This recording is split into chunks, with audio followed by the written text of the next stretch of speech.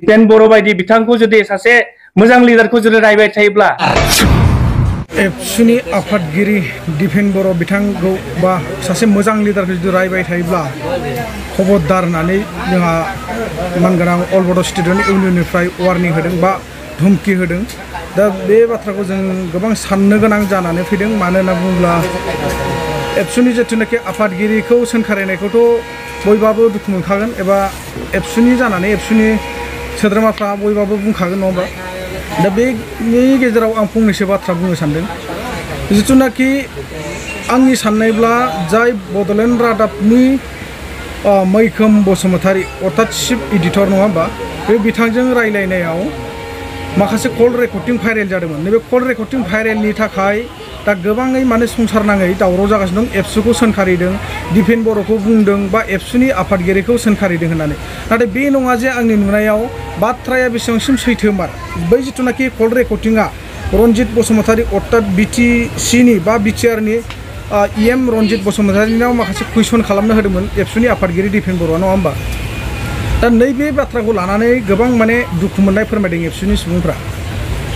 दा बाथ्राया जुदि बे भइस रेकर्डिंआ थारैनो जुदि एआइनि थ्रुयै बानायनायब्ला बा कम्पिउटार मुगा दानि जुगा नङा होमबा, बेबायदि माने एडिटिं खालामनानै जुदि सोरबा होमारदोंबा बिनि दायनिगिरिखौ थारैनो बिसार खालामनांगौ आरो आयेन बायदि बिथांमोनखौ साजा होनांगौ, बे थिगानो। दा बिनि गेजेराव आं बेखौसो बुंनो सानो, जुदि थारैनो जुदि दिपेन बर' सारा बुंमारनायब्ला बा एबसुनि आफादगिरि बिथाङा बुंमारदोंब्ला बे बाथ्राखौ आं जोबोर मोजांसो मोनदों। मानो होनना बुङोब्ला दिनैसिम रावबो सोंनो हायाखैमोन जे बिटिआर एकर्डआ जाखांनायनि उनाव थारैनो गोजोन सुक्ति फैदोंना फैयाखै बिटिआरआव। बिटिआर एकर्डआ थारैनो गोजोन सुक्ति नंगौना नङा, आरो बिटिआर एकर्डनि गेजेरजों थारैनो बर'फोरनि गेजेराव अर्थात अल बर'फोरनि गेजेराव माने गोजोन फैदोंना फैयाखै, नैबे बाथ्राखौसो जोंहा एबसुनि आफादगिरि मानगोनां दिपेन बर' सारा सोंनो थिनदोंमोन बा खावलायदोंमोन नङा होमबा। जिथुनाखि प्रेस मिटनि गेजेरजों बा मिडियाफोर लानानै इएम रनजित बसुमतारीखौ सोंनो खावलायनाय।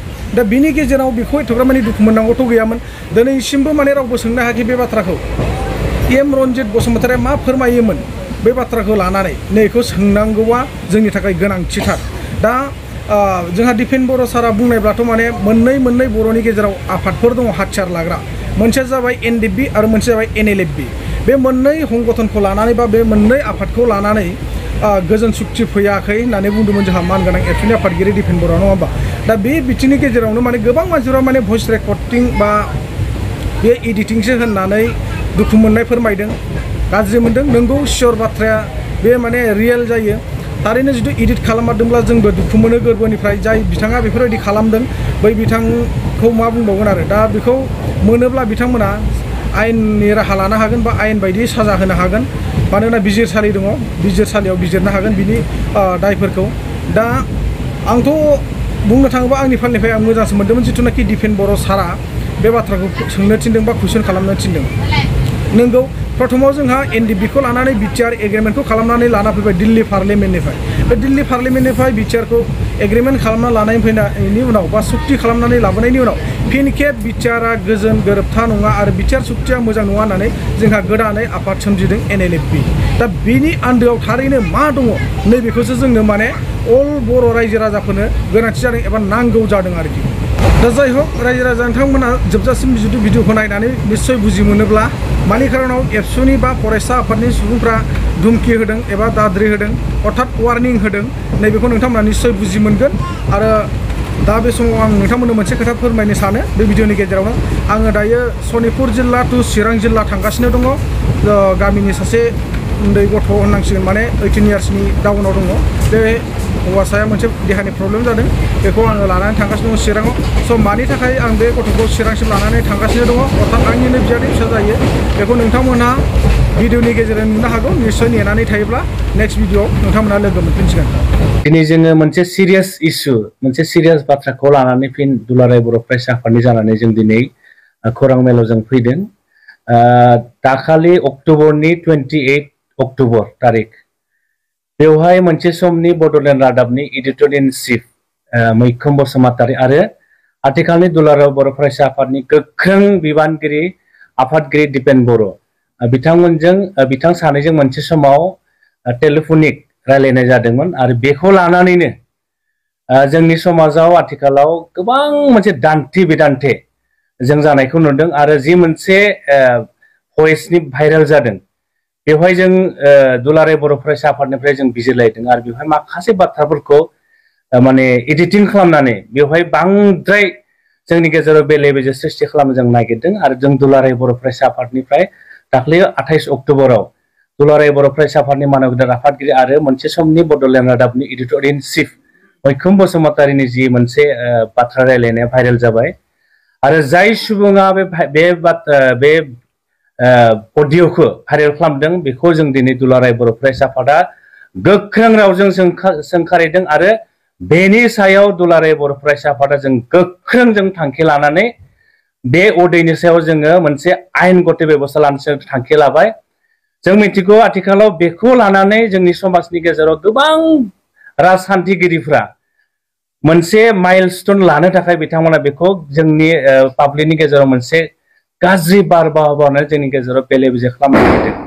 जों दिनै स्पष्ट बुंगोन 2020 मायथाइनि 27 जानुवारि बिटिआर सुक्ति जादों आरो बे सुक्तिनि उनाव दुलाराय बर' फरायसा आफादा जोंनि मोनसे थांखिमोन जे मोनसे हारिया आबुं माहारि महरै बुहुमाव दावगानांगौब्ला बे हारियाव सोलोंथाइनि हारा बांनांगोन आरो बे हारिया इनाय हाथियारजों सोमावसारनायनिफ्राय बे हारिया अराय उदां जानांगोन होननानै दुलाराय बर' फरायसा आफादा गुड गभर्नेन्स आरो इलिगेल्स आर्म्स फ्रि ससाइटि दानो थाखाय जों थांखि लादोंमोन आरो बे बेलायैनो मोनसे समाव प्रमद बर'आ जेब्ला दुलाराय बर' फरायसा आफादनि आफादगिरिमोन बिथांनि नाजानायावनो 2022 मायथाइनि 27 जानुवारियाव जोंनि एनडिपिनि मोनब्रै हान्जाखौ जों लाबोनानै बर' हारिखौ इनाय हाथियारनि जि जोङो इउज खालामनानै जों जे सोमावसारनाय बेखौ जों उदां खालामनो हादों। ड्राग्सजों गेलेदों, जुवाजों गेलेदों, 9, 10 नि गथ'फ्रा स्कुलाव थाङो मोननै क्लास लाना ओंखारबोयोनो।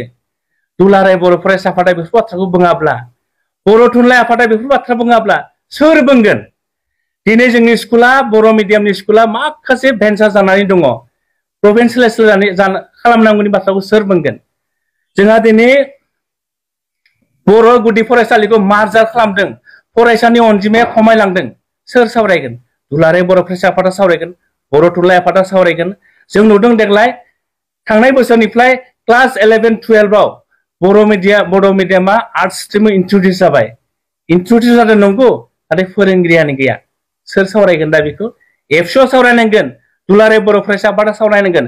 जों दिनै दुलाराय बर' फरायसा आफाद एबसुआ जों लोगो नांनानै इउनिभार्सिटि अफ दिल्लीआव बर' साबजेक्टखौ थिसननो हायो नामा बिनि थाखाय जों खामानि मावबाय थादों। CTET लेंगुवेज वानखौ बर' बिजोंखौ जोङो बर' साबजेक्टखौ जों सोनो नागिरदों। सोर बुंगोन? एबसुआ बुंगोन, साहित्य सभा बुंगोन।